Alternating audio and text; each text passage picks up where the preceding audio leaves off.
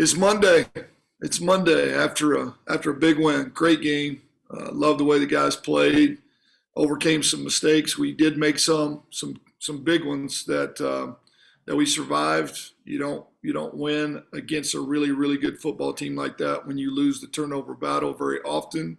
But we managed to do so. Got to give the defense amazing amount of credit for being able to rally when we turn the ball over. Y'all hear me okay? I see some squints, but they did a great job in forcing kicks and punts in situations that are really difficult to do. The offense went down and scored touchdowns when they had to, didn't settle for field goals, and we got explosive plays out of special teams yet again. The punt, block, and touchdown, we've been searching for that. We've had some blocks and just never seemed to get the points out of it that we needed, but it came in. It came in at a big time and in a big way. Took every point we had and came down really to the last minute of the game. So really proud. I thought that was a very good football team in San Jose. We played as physical or more physical than they did. We ran the ball against a very good front. We protected the quarterback most of the night. Their biggest plays were in one-on-one situations outside the hashes, and even late in the game, we defended that area much better. But we made them very uncomfortable. We got to the quarterback, contained him for the most part, and got a good team win. Got bowl eligible. So that's 2 years in a row for us. That's a huge thing that we want to continue. We want to build that streak. We want it to that to be something that we know is expected every year. Got a senior night win, bowl eligibility in the same night. Great memories for that group, and they all played very well. Made big plays when we had to have it. So it's that's a very it's a fun night. It was a great weekend. The challenge gets even bigger to go to Boise on a Friday, 10 a.m. and play.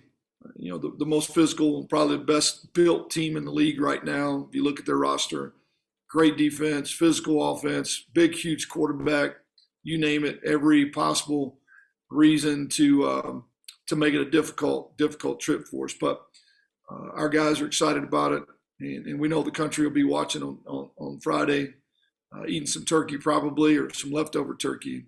Hopefully we can play our best football, and we'll need that to win. So what questions do you have? Coach Jason Walker with Cache Valley Daily. Can you just tell us a little bit about what Calvin Tyler Jr. has meant to this team? There's pretty big correlation between him being productive and you guys winning. Just what has he meant to the team this season? Yeah, he's just continued to get better and better. He's a kid that got here last spring, late in the spring. I thought found his rhythm late in the year last year as well. I felt like he really started to understand what we wanted from him, what we expected of him as the starting running back when it became his job solely, what we expected of him going into the season as a senior. And I think just all year long, he's taken a very mature approach to our process, what we need from him, what we expect from him. And it was struggle early, but he responded in such a huge way that you've seen the last month. He's been as good as anybody out there. And you're right, when he is going and the offensive line's creating holes and he's getting over 100 yards, it gives us a great chance to win. We're a much better football team when we're balanced and we stay out of the chains, when we can run the ball in down in the score zone, in the tight red zone. Those things make everything much easier. And he's doing a great job of that. I know he'd love to have the turnover back. Great job of the defensive guy, get his hands on it. But beyond that one play, protected the ball, protected the quarterback, ran the ball physically, ran the ball between the tackles, and finished in the end zone. And that gives us a chance to win any week we play.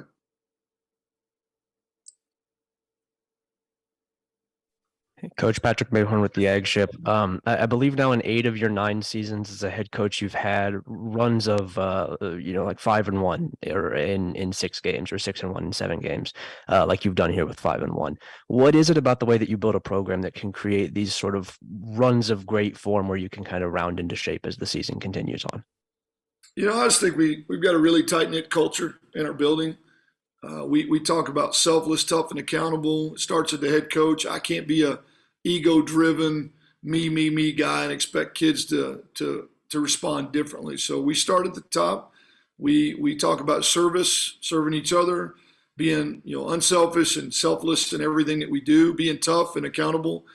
It's not always easy early in the year when you bring in a transfer roster, when you add that many new bodies. And if you look at a lot of the rosters we've had throughout the course of my time, both at Arkansas State here, we've needed to bring in transfers to fill in gaps of veteran players.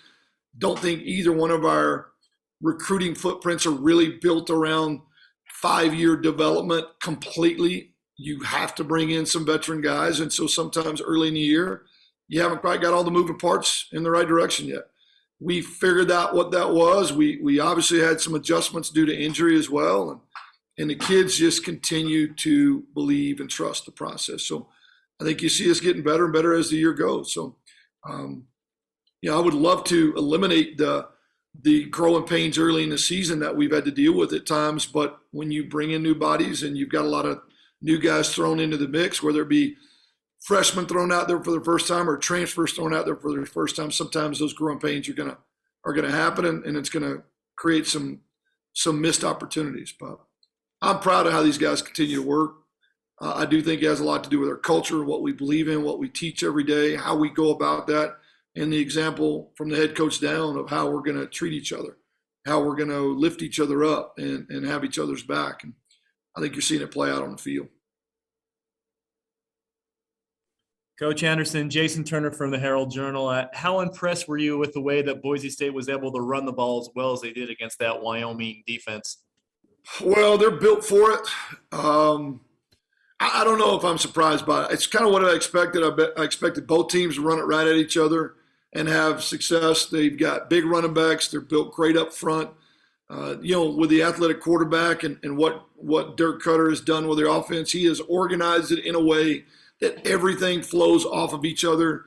With a quarterback that can just absolutely break your back with his legs, and the play action off the run game shots, and then how physical they are, both starting running back, second running back, O-line. I'm not sure it surprised me a whole lot. I guess I may be surprised that the score ended up as low as it did. It just has a lot to say about both defenses.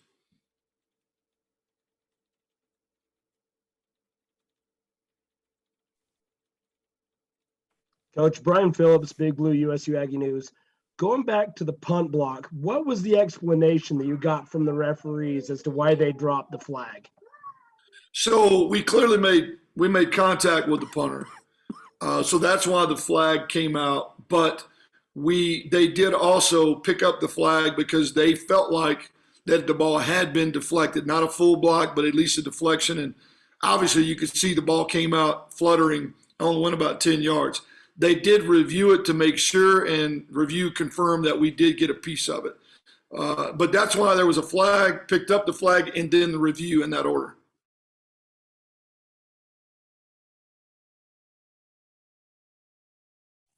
Hey, Coach Al Lewis from KDNU.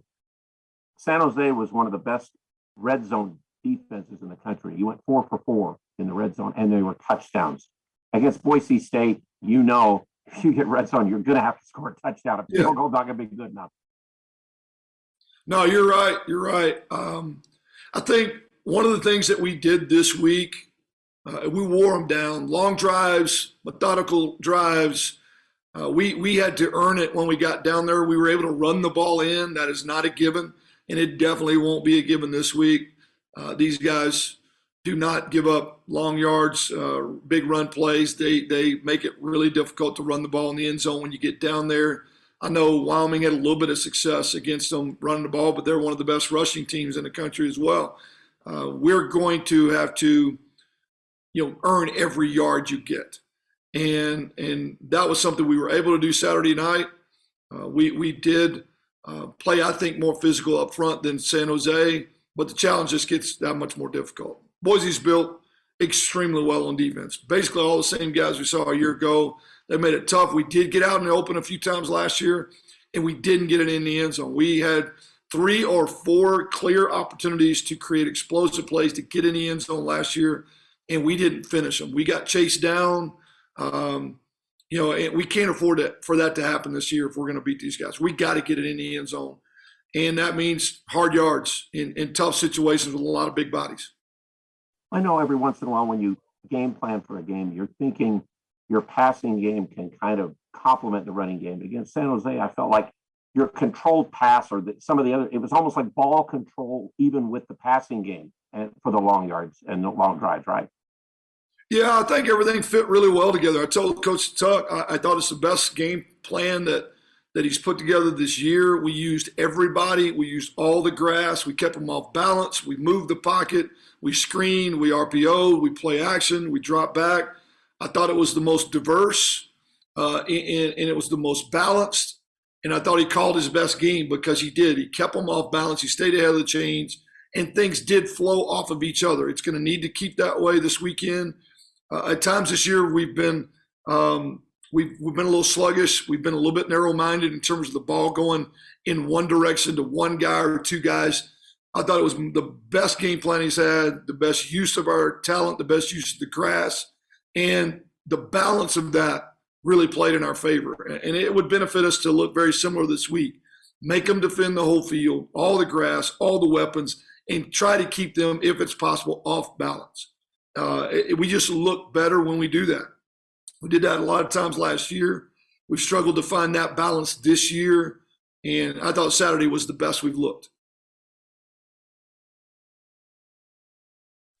Coach Anderson, Jason Turner again. Defensively, I mean, the statistics say it all. Other than J.L. Skinner, they don't have a lot of individuals toward the top of the Mountain West statistical leaderboards. So how much of this is a collective effort by their defense?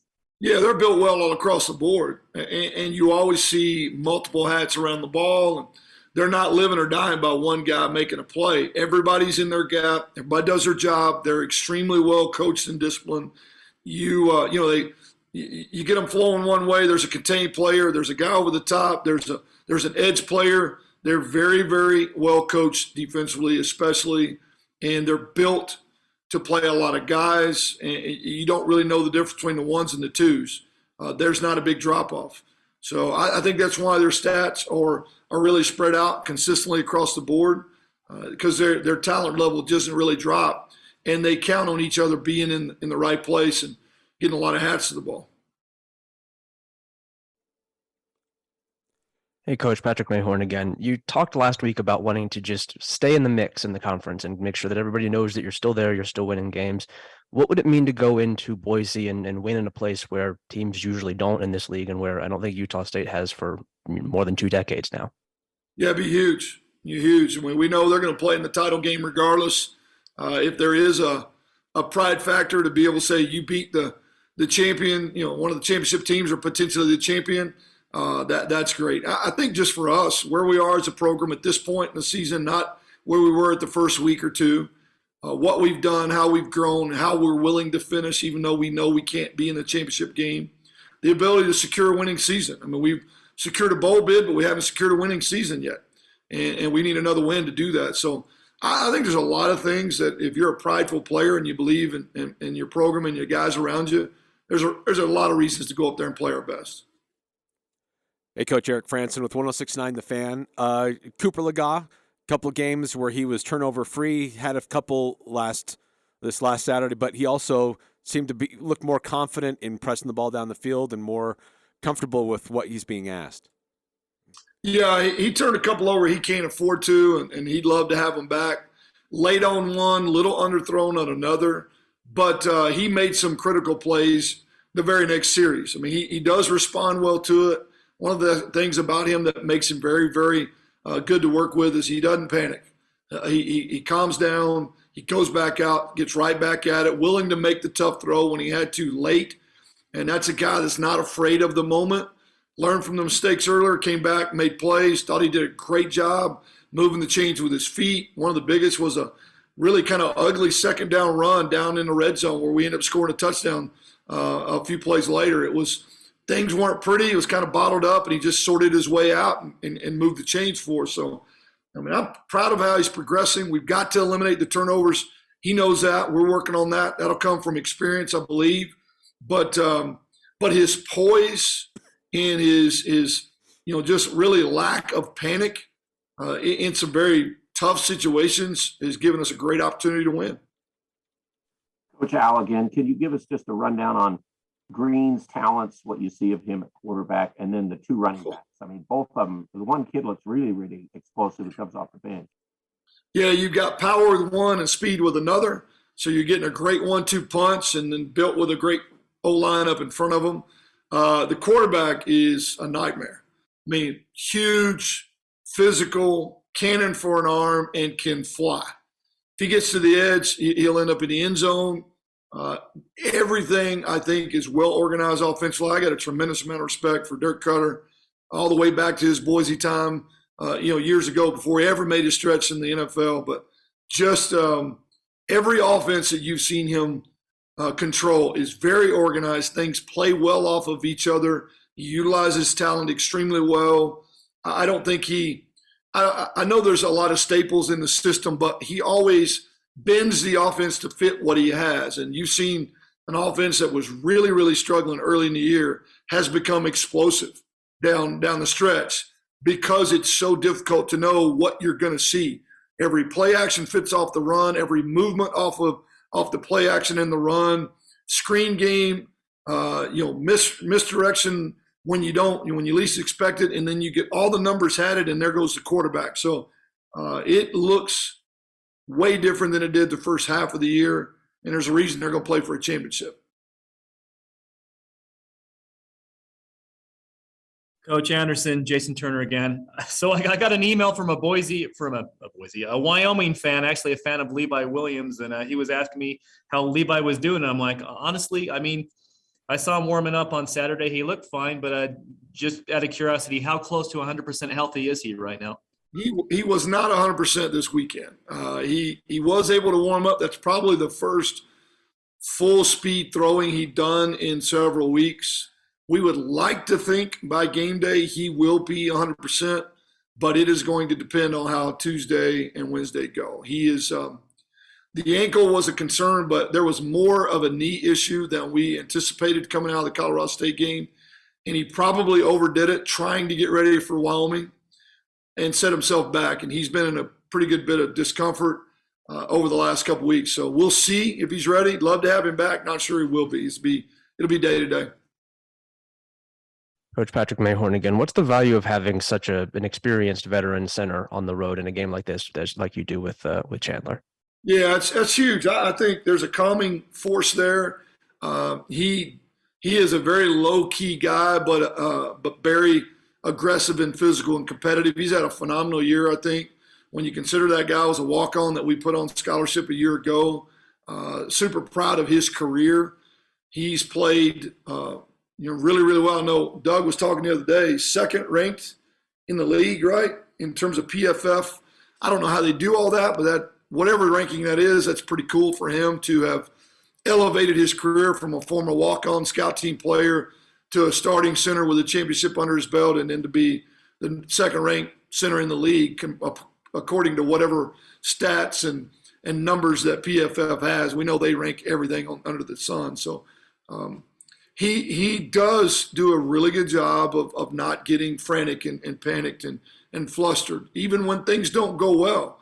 And I think you need that with a guard sitting next to you that's a freshman, and then Poulet's playing guard sometimes right next to him, and Meacham, who's starting season, his first season ever. That does a lot going on around him that he's able to, I think, control and keep calm and keep guys moving in the right direction. Coach Brian Phillips again. Okay, Brian. You've got a couple of curveballs kind of thrown at you this week. One, it's a short week. You've got the Thanksgiving holiday and then a 10 a.m. Friday kickoff. How do you guys approach that? Control what you can control, man. We can't control TV schedule, so might as well not worry about it. Just figure out. We practice early in the morning all season long. We lift and run early in the morning all season long. It should not be a big factor. I don't think the time of the game had anything to do with last season. We just went out and played terrible. Wouldn't matter what time of day that game was. We got to play well. Friday at this point in the season is not a huge adjustment. Playing an early game at this point, we kind of all know what we want to do. We've had 1 million reps at this point. It's about going out and executing those things. So we'll hopefully we'll show ourselves a little better than we did at 10 o'clock last year.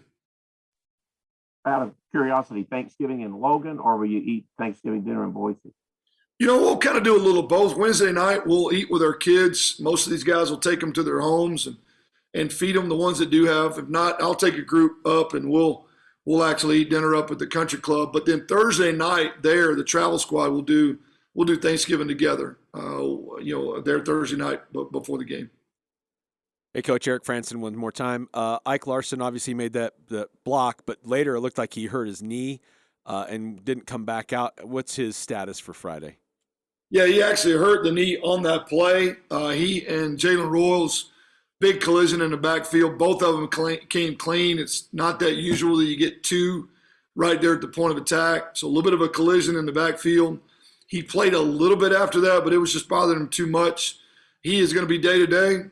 He is moving around okay. We'll see how the week goes. We'd love to have him. He's playing at a really, really high level, but it'll be dependent on just how he handles himself over the next few days. Coach Jake Ellis, a Statesman.